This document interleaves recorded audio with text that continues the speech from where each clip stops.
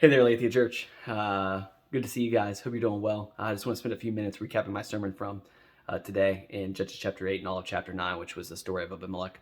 And I had entitled it Ruin from Within, because what we see is the apostasy and issues going on inside of Israel are what are going to start really leading down to their downfall. And I started off by having us look at Judges chapter 8, verse 28. And the reason I did that is because that is actually, from what I can tell, the last time in the book of Judges that we're going to see that God gives Israel rest after a time of apostasy. So they had this apostasy. Gideon came in, took the Baals out, took out Midian, and gave them 40 years of rest. And that'll be the last time we see that for quite some time for Israel, and the last time we see it in the book of Judges. And what I said is that ruin comes from within in Israel, and we see it in two ways. The first one was that we see it in the fact that they forget the faithfulness of God, or they fail to forget God's faithfulness. And the second thing we saw was that they chose to follow bad leadership, and that bad leadership led to ruin. And so kind of the first thing we see is that Abimelech ends up,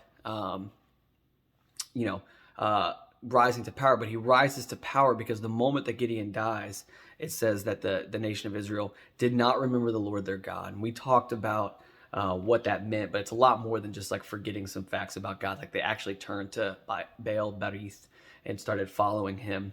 And so we see some real issues, and this led to them to not only dishonor God and follow Baal, but actually to dishonor Gideon and his family, even though they made a commitment to him.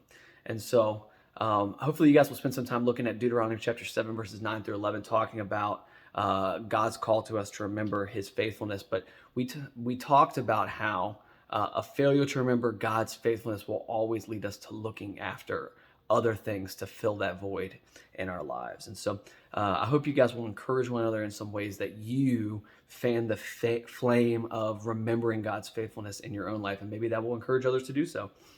What we saw after that was this failure to see God's faithfulness leads them to run after bad leadership. They look for power in other areas because they fail to believe that God's going to be powerful for them. And so they run after this guy named Abimelech, and we see that bad leadership leads to ruin. I'm going to let you guys spend some time kind of breaking down this story, but it's wild. Abimelech is an absolutely awful leader.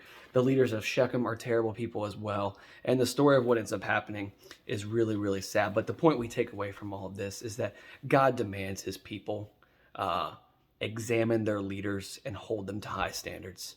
This is in the church, but this is in other spheres of our lives as well. And as Christians, we are called to maintain a high level of character ourselves, but also demand a high level of character and integrity in our leaders. And so hopefully you guys will spend some time just talking about how both those things led to the ruin of Israel. But maybe you have examples in your own life where you've seen these types of things fall apart as well.